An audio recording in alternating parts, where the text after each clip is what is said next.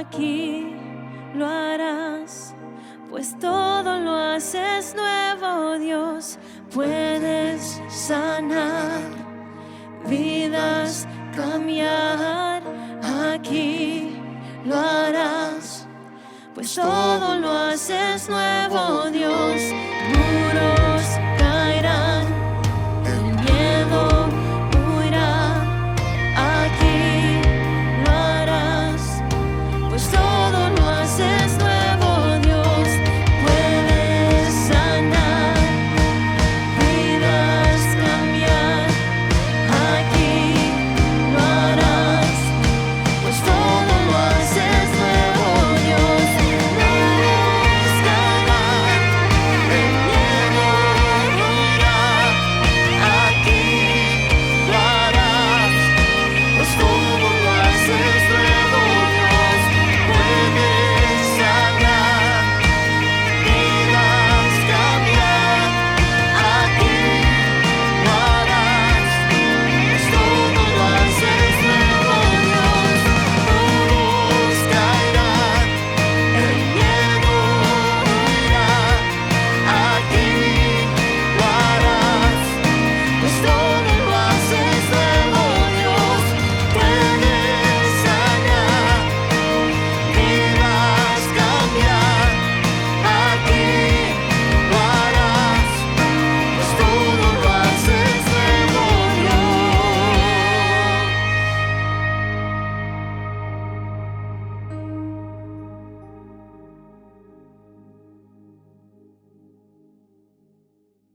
Es un libro aparte y no lo es parte del Nuevo Testamento, y en los primeros capítulos hay cartas también que no se leen, nomás se leen cuando leemos el libro de Apocalipsis, pero los primeros capítulo 1 y 2 hay 7 iglesias más que se mencionan y son cartas, pero son escritas por el apóstol San Juan, y estas cartas están tratando por el perspectivo de la persecución. Y en este día quiero presentar de esa manera porque la iglesia siempre ha sido amenazada y está bajo persecución. Usted en este día quizás está pasando por algún tipo de, y cuando digo persecución estoy hablando de prueba, estoy hablando de lucha, estoy hablando de desafíos. Entonces en el capítulo 2, versículo 12, ya comencé, por eso es importante conectarse en línea, porque esta semana yo enseñé sobre una iglesia, la iglesia perseguida. En este día vamos a estar mirando sobre el capítulo 2, versículo 12, sobre la iglesia en Pérgamo. Dice: escribe al ángel de la iglesia de Pérgamo, el que tiene la espada aguda de 2 filos, dice esto: yo conozco tus obras y dónde moras, donde está el trono de Satanás, pero retienes mi nombre y no has negado mi fe, ni aun en los días que Antipas, mi testigo fiel, fue muerto entre vosotros, donde mora Satanás. Pero tengo unas pocas cosas contra ti, que tienes allí a los que retienen la doctrina de Balaam, y que enseñaba a Balac a poner tropiezo ante los hijos de Israel, comiendo cosas sacrificadas a los ídolos y para cometer fornicación. Y también tienes los que retienen la doctrina de los Nicolaitas, las cuales yo aborrezco. Por tanto, arrepiéntate, pues si no, vendré pronto y pelearé contra ellos con la espada de mi boca. Y luego termina el versículo 17: el que tiene oído, oiga lo que el Espíritu dice a las iglesias. El que venciere, ¿cuántos vencedores hay aquí?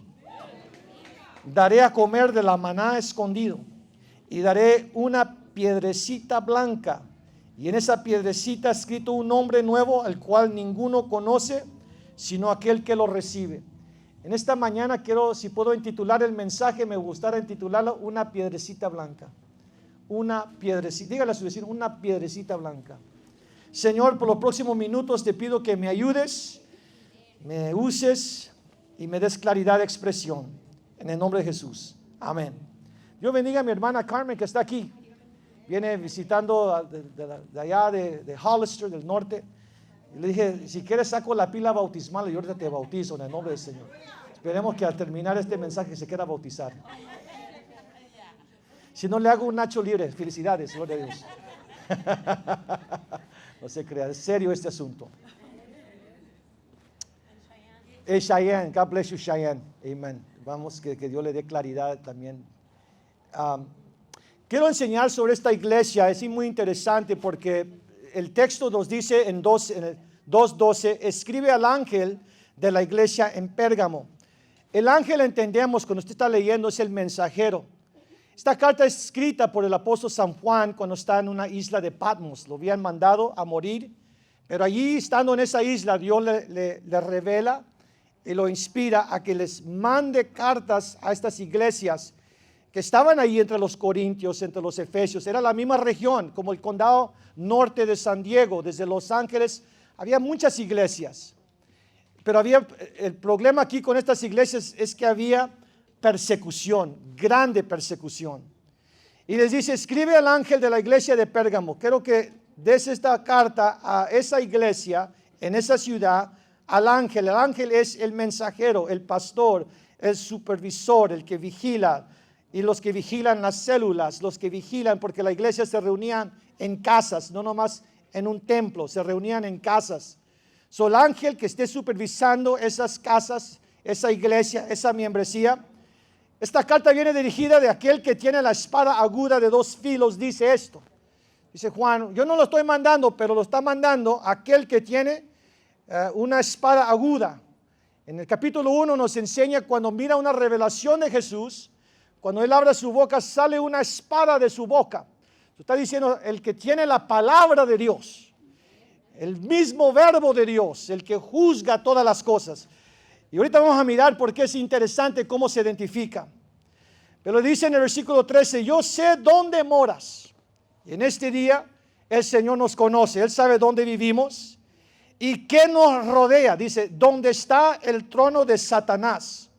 Guardas fielmente mi nombre y no has negado mi fe. Aún en los días de Antipas, mi testigo fiel y siervo fiel, que fue muerto entre vosotros donde mora Satanás. En otras palabras, el Señor le comienza a decir a esta iglesia, yo sé lo que te rodea, porque la ciudad de Pérgamo era un centro de adoración, de paganismo. Cuando tú te acercabas a esta ciudad, tenían un ídolo de 40 pies de altura.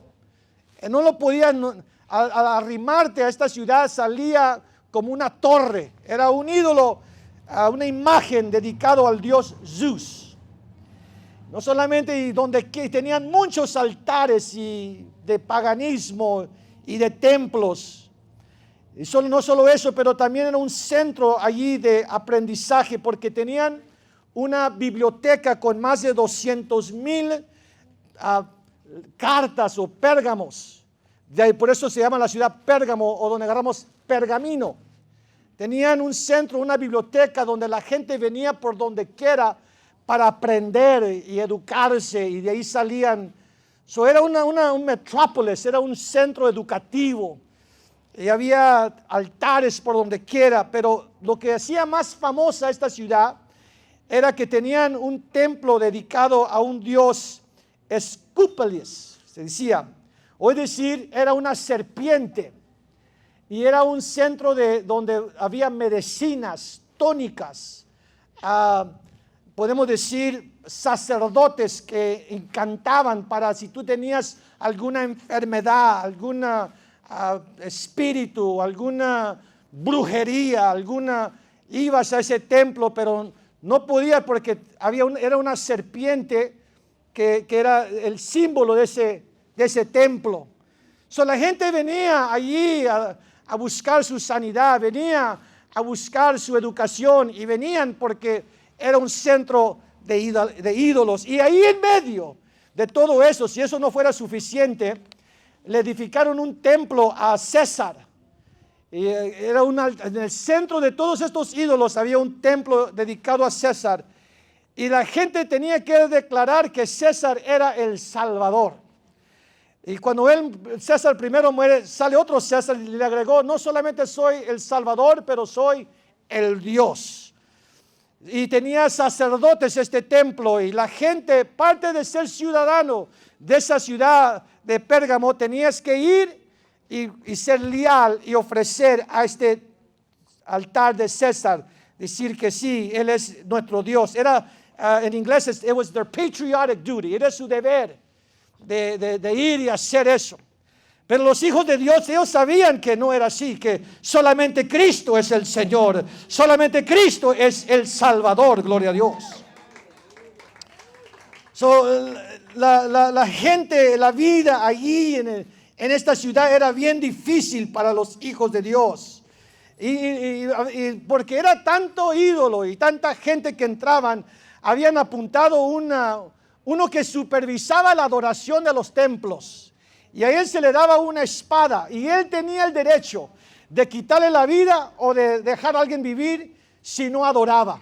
Por eso él cargaba una espada y que él era el juez, el que supervisaba la adoración de los ídolos. Imagínense, él miraba a ver quién no ha dado su tiempo, su incenso a los altares y quién se escapaba. Y entre todo eso los hijos de Dios tenían que vivir. Por eso se identifica, no, el Señor en la carta, no, yo soy el que tengo la espada aguda, el que juzgo, no, yo soy el que tengo la última palabra, no aquel que anda caminando ahí con la espada buscando a quien adorar, gloria a Dios.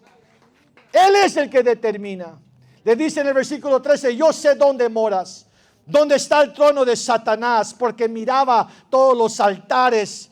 Pero en medio de todo eso has guardado fielmente mi nombre y no has negado mi fe. Aún en los días de Antipas, mi testigo fiel, que fue muerto entre vosotros. ¿Por qué? Porque se cree que Antipas allí en frente de los templos negó adorar, y ese que vigilaba sacó la espada y ahí lo mató en frente de todos para que miraran. Esto es lo que le espera a aquel que niega adorar estos ídolos.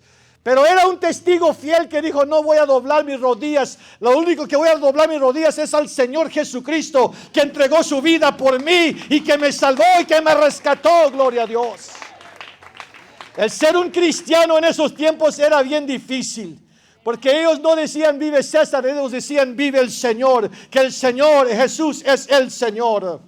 En la cara de todos los ídolos y de todas las famas y la hermosura de los templos, ellos decían, no, nosotros no necesitamos templos, nuestro mismo cuerpo es el templo del Espíritu Santo y Él nos compró con su preciosa sangre y ya no somos nuestros, somos del Señor, gloria a Dios. Ellos enseñaban eso. En los volúmenes de tantas pergaminos que había, más de 200,000, los cristianos solamente tenían un pergamino, una carta solamente que cargaban en la cara de más de 200,000 escritos de hombres y de filósofos. Pero decían, nomás necesitamos esta carta que se llama la bendita palabra de Dios, porque la palabra de Dios es poder de Dios que puede salvar, que puede transformar, que puede romper cualquier maldición, que puede levantar cualquier hombre, que puede inculcar fe en el más desanimado, gloria a Dios. Ellos nomás tenían una carta, no tenían miles, tenían una sola carta. En medio de todo eso, y cuando sus cuerpos necesitaban sanidad, no corrían a ese templo de esa víbora, que hoy en día hasta la fecha los enfermeros, si te fijas bien, tienen un emblema con una víbora. De ahí viene todo eso. Pero ellos no corrían a esos templos, ellos corrían al Señor Jesucristo, que sabían que por sus llagas nosotros fuimos curados. ¿Cuánto lo creen en esta mañana? Les decían nombres. Los romanos les decían cristianistas, o decir, les llamaban chiquitos hombres. Los judíos les llamaban los nazarenos, pero entre ellos Dios les decía hijos de Dios. No, ya sé que nos hacía la vida. Era difícil, pero se permanecían fiel en medio de todo eso. Pero existe un problema, iglesia. Yo sé que ahorita cada uno de nosotros estamos confrontando diferentes problemas y luchas. Algunos matrimoniales, algunos físicos, algunos económicos. De toda suerte de prueba hay ahorita amenazando nuestra fe. Y ellos en medio de todo eso seguían congregándose, seguían buscándose, en medio de la cara de la prueba, seguían alabando a Dios. Pero existía un problema y existe un problema y existe un peligro en este día.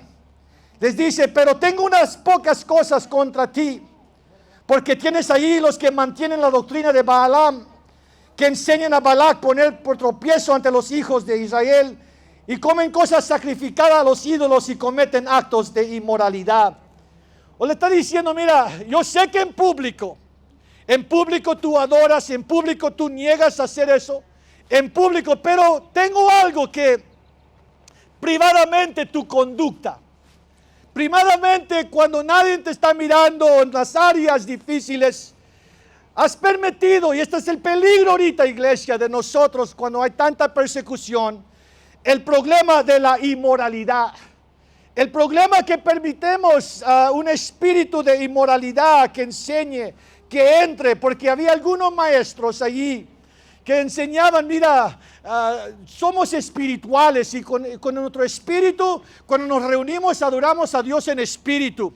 Pero cuando andamos en público, si la carne desea un placer, dale rienda. Deja que tu carne se goce con lo que sienta, los placeres sexuales. Puedes hacer eso con la carne y puedes venir a la iglesia y adorar a Dios en espíritu. Por eso Pablo le dice a los corintios, que no sabes que uno que presta su cuerpo a unirse con una mujer adúltera se une con esa ramera. Porque nuestros templos, nuestros cuerpos son el templo del Espíritu Santo. No somos nuestros, gloria al Señor. Pero ellos estaban enseñando que sí se podía permitir la inmoralidad, como se permitió aquí en el Antiguo Testamento, cuando Dios sacó al pueblo de Egipto, iban caminando. Había muchas naciones alrededores con costumbres de paganismo. Y en una ocasión se iban de viaje, los moabitas tenían una fiesta donde las mujeres y los hombres, era una fiesta donde celebraban la fertilidad o nuevo nacimiento, pero eran fiestas donde los hombres y las mujeres se ponían y se acostaban. Y el pueblo de Dios permitió eso. Un grupo en Números 25 se comenzaron a juntar con los moabitas y practicar cosas. Y Dios mandó una plaga, porque estaban permitiendo inmoralidad, comportamiento del mundo entrar, y Dios mandó una plaga, se estaban muriendo los hijos de Dios, y había un gran lamento porque sabían lo que estaban haciendo. No todos, pero algunos estaban participando, dejando que sus hijos, sus hijas, hombres participar con los moabitas, y Dios manda una plaga. Y en el capítulo 25 de Números está Moisés, está allí con su liderazgo, llorando, pidiendo a Dios misericordia. Que cuando dice aquí en el versículo 6, y aquí un hombre, uno de los hijos de Israel, vino y presentó una medianita a sus parientes a la vista de Moisés y a la vista de toda la congregación de los hijos de Israel. Es decir, está Moisés en el templo, está ahí la congregación llorando porque están muriendo los hijos de Dios por la desobediencia y por permitir inmoralidad. Y en medio de todo eso viene un joven con una medianita enfrente de la congregación y enfrente del templo y para enseñar, mira papá, esta es mi nueva esposa, con esta me voy a acostar. Y se fue al templo, a la tienda. Fíjense lo que dice. Dice, a la vista de Moisés y a la vista de toda la congregación y de los hijos de Israel, que lloraban a la puerta de la tienda de reunión. Es como si estuviéramos aquí adorando y pidiéndole al Señor. Cuando uno de nuestros hijos pasara aquí con una mujer que sabemos que no debe de mezclarse y sabemos que iba a participar fornicación, que la Biblia dice es en contra de la palabra, y los que practican tal cosa nomás no heredarán el reino de los cielos. Pero ahí enfrente de todos no le hace, y que estuviéramos muriendo algunos por la desobediencia. Él no le dio pena, y ahí estaba Moisés llorando con todos los demás. Pero dice, y cuando lo vio Fines, hijo de Eleazar, hijo del sacerdote de Aarón, se levantó en medio de la congregación y tomando una lanza en su mano, fue tras ese hombre de Israel y entró a la alcoba y los traspasó a los dos, al hombre de Israel y a la mujer por su vientre. Es decir, él se enojó, se frustró. ¿Cómo es posible que el pueblo de Dios esté permitiendo tal cosa? Y aún en frente de Moisés, uno de los sacerdotes agarra una espada y persigue a ese hombre, y allí donde estaba acostada ese hombre, esa mujer, entre los dos los lanza y los clava en la tierra. Gloria a Dios. El celo de Dios lo había consumido. Porque él sabía que había rebelión. Y por ese hecho, la Biblia dice que y cesó la plaga sobre los hijos de Israel. Pero tuvieron que morir más de 24,000 hombres y mujeres. Porque el Señor viene por su iglesia. Hay que tener cuidado que no nos descuidemos, que vengamos aquí y adoremos y alabemos, pero que permitamos nuestra conducta, permitemos la inmoralidad entrar. La inmoralidad entrar, cosas que sabemos que no agrada a Dios. La Biblia dice que en Efesios 5:26 que Él vendrá y Él vino para santificar a la iglesia, habiéndola purificada por la palabra de Dios, al fin de presentársela a sí mismo, una iglesia en toda su gloria, que no tenga mancha, ni arruga, ni cosa semejante, sino que fuera santa y inmaculada. Él viene por una iglesia que se ha mantenido fiel, que no se ha manchado su ropa, y si se ha manchado, que se arrepiente y se limpie sus vestiduras, porque Él viene, iglesia. El peligro de esto era la enseñanza de Balaam, que pensaban que podían dejar esto y todavía servir a Dios. No se puede. Y la enseñanza de los nicolaitas era semejante. Dice en el versículo 15, así también tienes algunos que de la misma manera mantienen la doctrina de los nicolaitas. ¿Cuál era esa doctrina? Era una doctrina que puedes tener un pie en el mundo y un pie en la iglesia. Puedes, y muy sutilmente los invitaba, mira, tú puedes participar de esto. Tú no tienes que guardar, hay cosas antiguas en la palabra que ya no se tienen que respetar. Que yo puedo hacer esto, al cabo eso era para la iglesia primitiva, pero no aplica para nosotros. Dios claramente le recordó al pueblo que tuvieran cuidado de no asociarse con gente que los iba a jalar. En 1 de Reyes 11:1. Pero el rey Salomón, además de las hijas de Faraón, amó a muchas mujeres extrañas, moabitas, amonitas, edomitas, sidonitas, de las naciones acerca de los cuales el Señor había dicho a los hijos de Israel: no te unas a ellas, y no sea que te vayas a unir a ellas, porque ciertamente van a desviar tu corazón tras esos dioses.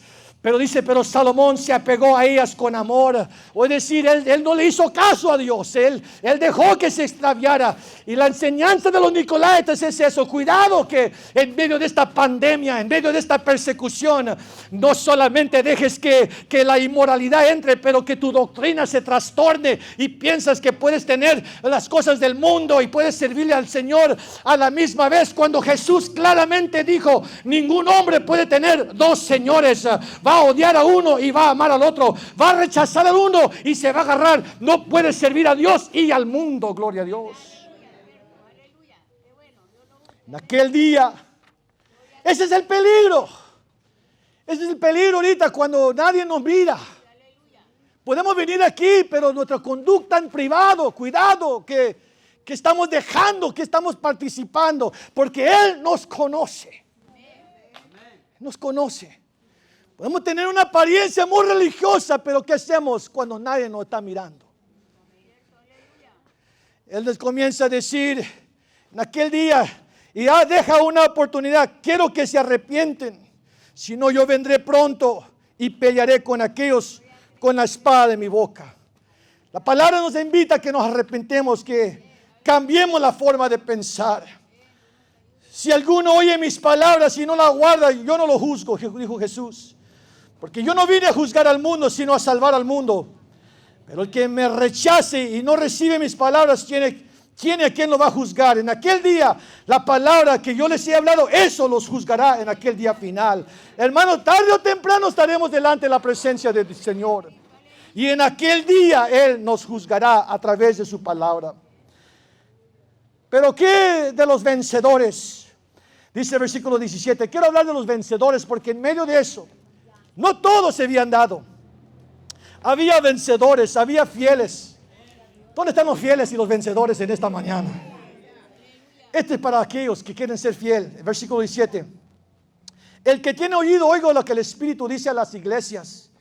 Al vencedor, digan amén, los vencedores, yo le daré maná escondido, Y le daré una piedrecita blanca y grabado en esa piedrecita un nombre nuevo, el cual nadie conoce sino aquel que lo recibe. Él le dice, yo mira, si te mantienes fiel y no te das a los ídolos y no te vendes y te mantienes fiel en privado, gloria a Dios, y no toleras la inmoralidad que entre y no toleras que lo que te has aprendido de mí lo trastornes y acomodes el texto a tu conveniencia, pero te mantienes fiel, dice, yo te daré, gloria al Señor, maná escondido. Qué interesante esa expresión, maná escondido. Porque el maná era ese pan que le había dado en el Antiguo Testamento al pueblo de Israel para nutrirse, para ayudarle en su caminar hacia la tierra de promesa. Se levantaban en la mañana y había un panecito allí, y eso se levantaban y se alimentaban. Pero en San Juan 6:48 dice, yo soy el pan de la vida. Vuestros padres comieron el maná en el desierto y murieron. Pero este es el pan que desciende del cielo, para que el que coma de él no va a morir. Yo soy el pan vivo y desciendo del cielo. Si alguno come este pan, esa es la palabra de Dios, iglesia, vivirá para siempre. El pan que yo también daré es para la vida de este mundo, es mi carne, gloria a Dios. ¿Por qué escondido? ¿Por qué maná escondido? Yo puedo entender este texto que hay una palabra. El mundo no lo sabe. ¿Cómo es posible que nosotros nos podemos levantar en medio de esta pandemia, en medio de esta persecución, en medio de problemas económicos, en medio de problemas físicas, en medio de problemas matrimoniales? Pero hay una palabra que Dios nos puede dar, que nadie alrededor sabe, que nos puede nutrir, que puede inculcar fe y nos podemos alimentar. Esa maná privada, escondida, es una palabra de Dios para usted, gloria a Dios. Yo le dije a la iglesia en el culto de inglés que hay pruebas y luego hay pruebas. Y en una ocasión cuando, aquí está mi hermana, cuando nuestra madre murió, pues más bien la mataron, fue una prueba increíble. Los días después, y por eso estamos orando por los que han perdido ahorita seres queridos, pero los días después es cuando es difícil. El golpe viene, pero luego después vienen ansiedades, noches terribles. Llega el espíritu de muerte a uno queriendo engañarlo. Yo era un ministro, era en aquellos entonces, y cuando llegó esa prueba tan grande y no sabía, no llegaba a la puerta, pero en medio de esa oscuridad y en medio de ese problema vino una maná escondida para mí, gloria a Dios, la cual el diablo no puede poner sus manos porque está oculta de él, gloria a Dios. Cuando Dios tiene una palabra para ti, no ya sé cuál sea el problema, no ya sé cuál sea la dificultad, no ya sé cuál diablo se levante. Hay una palabra para alimentarte, para sostenerte, para levantarte, gloria a Dios. Aleluya. Oh, ¿cuántos reciben esa palabra? Por eso dice, el que tiene la palabra, esa espada aguda, gloria a Dios, que puede penetrar cualquier ansiedad, que puede penetrar cualquier duda. No, ya sé cómo vengas en esta mañana. Cuando Dios pone su mirada en ti, y cuando Dios te da una palabra, te nutre, te levanta, gloria a Dios. Porque Él es el pan de la vida. No solamente eso, pero tiene su espíritu, que nos da su espíritu. En San Juan 14:26, pero el Consolador, el Espíritu Santo, a quien el Padre enviará en mi nombre, Él nos enseñará todas las cosas y Él te va a recordar de todo lo que yo he dicho. La paz os dejo, mi paz os doy, no como el mundo te da. El mundo no conoce esta paz. Por eso no se turbe vuestro corazón, ni tengas miedo, gloria a Dios, porque Él tiene una maná escondida para nosotros. Una paz que sobrepasa todo entendimiento. No le hagas lo que diga el doctor, no le hagas lo que diga el diablo, no le hagas que diga la gente. Hay una paz que me mantiene calma, que viene directamente de Dios, que me ayuda, que me nutre, que puedo comer en esta mañana. Por eso cuando estábamos adorando en esta mañana, coma, nútrase, llénese, gloria a Dios. Prueba, llena su corazón de la palabra y de la alabanza. En esta mañana, coma, iglesia, gloria a Dios.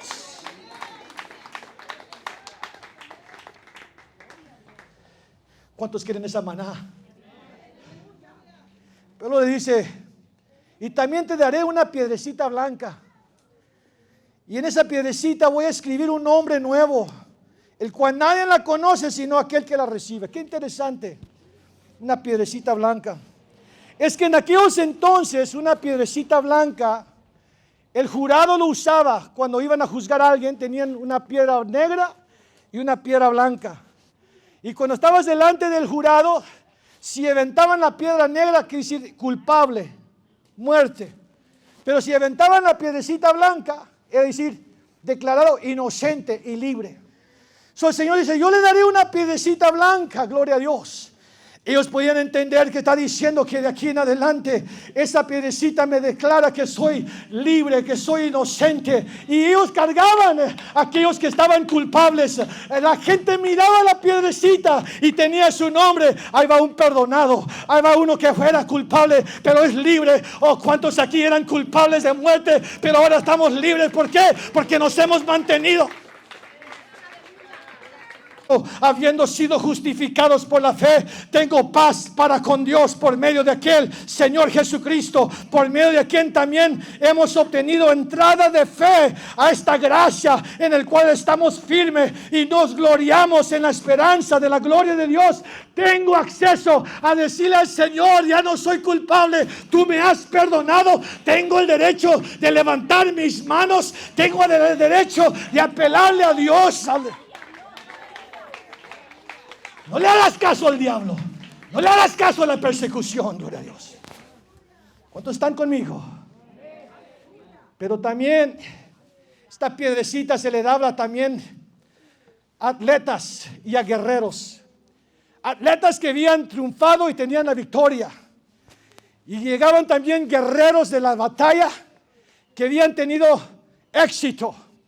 Y los llevaban delante de Bema Seat, un trono allí, y allí les ponían esa piedrecita blanca con su nombre, aleluya. Y esa piedrecita blanca era diferente a los que se les daba a los perdonados, porque esta piedrecita blanca los elevaba a un puesto más elevado, que sabían que eran recipientes de guerra o de atletas. Y les daba privilegios de entrar en arenas, en banquetes. Y se les daba la silla mejor. Y donde quiera que se iban, no tenían que pagar. La ciudad los atendía porque se miraba la piedrecita blanca. Tenían derechos. Era como decir, te daban la llave de la ciudad. ¿Nunca han mirado cuando le dan la llave a la ciudad a una persona? Bueno, Él nos dará. Y déjeme decir, algunos no saben que son recipientes, pero ahora yo tengo esa piedrecita blanca para mí, gloria a Dios. Tengo la llave al trono de Dios. Tengo el lugar de entrar y de salir en la presencia de Dios y de ser atendido, gloria al Señor. Él prepara mesa delante de mí en presencia de mis angustiadores. Él unge mi cabeza con aceite. Mi copa está rebosando. ¿Por qué? Porque tengo esa piedrecita blanca. Tengo el derecho, gloria a Dios. Por eso es una bendición. Séle fiel a Dios. Es una bendición, le está diciendo. No toleres la inmoralidad. Yo conozco dónde vives. Él sabe ahorita todo lo que está pasando a nuestro alrededor. Él sabe las leyes y la gente cómo se está portando. Y aún en medio de todo eso, la gente que está muriendo. Las situaciones. Él sabe todo eso. Pero Él sabe también nuestra conducta en medio de eso. Aquí todos somos cristianos, pero ¿qué de cuando estamos en casa? ¿Qué cuando nadie nos mira? Ahí es donde el Señor dice, no toleres la inmoralidad, no te mezcles con esas cosas, no te desvíes de la doctrina, mantente y yo te daré una maná escondida. Yo te daré una palabra que te va a ayudar a ser fiel. Y no solamente, pero hay una piedrecita que te va a dar acceso de ir ante el trono de Dios, porque tengo esa piedrecita que Cristo me dio, gloria a Dios. Y luego dice, y escribiré un nombre nuevo, el que nadie conoce sino aquel que lo recibe. Bueno, yo no puedo, I can't speculate qué quiere decir, qué es ese nombre, solamente puedo mirar el texto, porque nuestros padres nos pusieron nombre, aleluya. Yo conozco mi nombre por Rudy, amén. Y Rodolfo cuando mi esposa está enojada. Y mi hermana, aleluya. Son los únicos que me dicen Rodolfo. Pero es un nombre que me dieron. Pero Dios tiene un nombre para nosotros también. Yo miro en el Nuevo Testamento que cuando estaba Jesús rodeado de sus apóstoles, les dijo, hey, ¿quién dice la gente que soy yo? Bueno, algunos dicen que eres Juan el Bautista, otros Elías, el profeta. Y le dijo a Pedro, pero todavía no sé, su nombre no era Pedro todavía. Era Simón Bar-Jonah. Y oye, ¿tú quién dices que soy? No, tú eres el Cristo. Tú eres el Hijo del Dios viviente. Le dijo, bienaventurado eres tú, pero de aquí en adelante tú ya no te vas a llamar así. De aquí en adelante te vas a llamar Pedro, aleluya. Él no se quiso esperar hasta el cielo. Él le dijo, ¿sabes qué? Desde aquí en adelante voy a cambiar. Vas a saber qué es tu nombre, aleluya. Dios tiene un nombre para cada uno de nosotros. Y no solamente le dijo, pero también a ti te daré las llaves. Esa piedrecita que le da acceso a todo, a ti también te daré. Y todo lo que tú atares en el cielo será atado en el cielo. Y todo lo que tú desatares aquí en la tierra también. Iglesia, hay que comenzar a usar esa piedrecita. Hay que desatar bendición y hay que atar maldición. Hay que desatar bendición sobre nuestras familias, nuestros hijos, porque tenemos un nombre que es sobre todo nombre, gloria a Dios. Póngase de pie en esta mañana. Una piedrecita blanca. En aquel día el Señor le va a decir a nosotros, en Mateo 25, 21, cuando terminemos todo, su Señor le va a decir, bien siervo bueno y fiel, porque en lo poquito fuiste fiel, sobre mucho te pondré. Entra en el gozo de tu Señor. Esa piedrecita nos da acceso desde ahorita. Aleluya. Ese maná escondido nos alimenta de aquí al cielo. Es una palabra. Y en este día aliméntate, iglesia. Pide al Señor, dame una palabra que me va a ayudar a arrepentirme si estoy mal. Dame una palabra que me va a levantar si estoy caído. Dame una palabra que va a aumentar mi fe si mi fe ha menguado. Aliméntame, Señor. Y no solamente eso, pero dame el valor de comenzar a usar ese derecho que tengo como hijo de Dios. Por eso nos reunimos. Las leyes están diciendo, no podemos hacer esto, pero nadie nos priva de alabar a Dios. Que nada nos prive de alabar a Dios. Y si los días se ponen peores, yo voy a seguir alabando a Dios. Venga el frío, venga el calor, venga lo que venga, yo voy a alabar a Dios. Y no voy a tolerar todavía, aunque unos se vendan, otros se entreguen, otros permiten. Yo no voy a tolerarlo en mi vida, ni en mi hogar. Y yo voy a enseñar eso. Estas enseñanzas no son muy fáciles de enseñar. De decir que si estás permitiendo inmoralidad, el Señor va a pelear contra ti y te va a juzgar en aquel día. Si estás viviendo mal, no te vas a escapar. El consejo de Él es arrepiéntate. Y Él te va a dar lo que tú necesitas. Esa maná escondida, esa palabra privada para ti. Y esa llave privada para ti. Por eso nuestras oraciones son tan poderosas. Varía de persona en persona, porque hay algunos que ya han usado esa llave, ya saben la llave.